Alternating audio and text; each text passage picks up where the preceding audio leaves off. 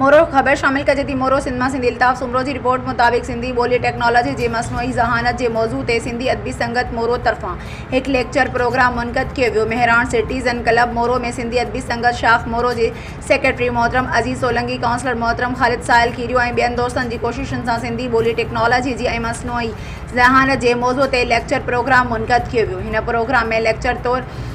Professor doctor Azhar Ali Shah खे मुदो कयो वियो हो, जॾहिं त प्रोग्राम जी सदारत काज़ी अहमद खान कई। अयल वाई जी ख़ूबसूरत शाइर माशूक धारे जो कई ऐं एज़ाज़ी मेहमाननि में मोहतरम एम ज़फ़र तगर, मोहतरम मंज़ूर अली शाह साफ़ी सिंधी अल्ताफ़ सुमरो, मोहतरम ख़ादिम बालादी सां गॾु doctor Barkat Malik, Raza Langah, Najam Sario, professor Abdul Ghaffar Khirio, professor Iftikhar Ahmed Bugio, professor Ali Raza Sial ऐं ॿियनि अदबी समाजी शख़्सियतनि शिरकत कई। प्रोग्राम में पंहिंजे लेक्चर जी शुरूआत कंदे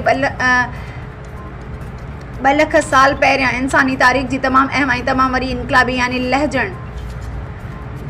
डेलेक्टिस जी पैदाइश खां वठी तक़रीबन 50 साल पहिरियां मुकमल जुमलनि जी ॾेवड़ यानी ॻाल्हाई वेंदड़ ॿोली ऐं उन ॿोली सां जुड़ियल लोक अदब ऑरेचर ऐं तक़रीबन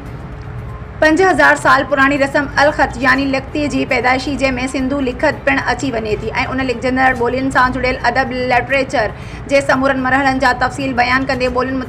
मुख़्तलिफ़ नज़राना पिणु बयानु कया विया। इंसानी ॿोलियुनि जी पिणु बुनियाद मुतलिक़ नज़रियनि ऐं मज़हबी नज़रियनि यानी सरस्वती देवी ऐं हज़रत आदम जी रिवायत खां वठी इन्वेंशन हाइपोथेसिस, जंहिंमें डिंग डोंग, पोहपो टाटा ऐं सोशल इंटरएक्शन सां गॾु जेनेटिक सर्विस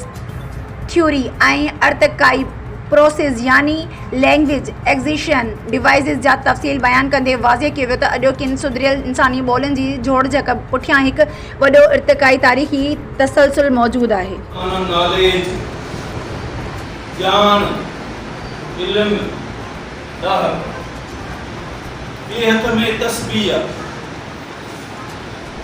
यानी रूहानियत अंदर के उजागर ऐं खालिक के कायनात सां पंहिंजो ताल्लुक़ ऐं टे हथ में मौसीक़ी जो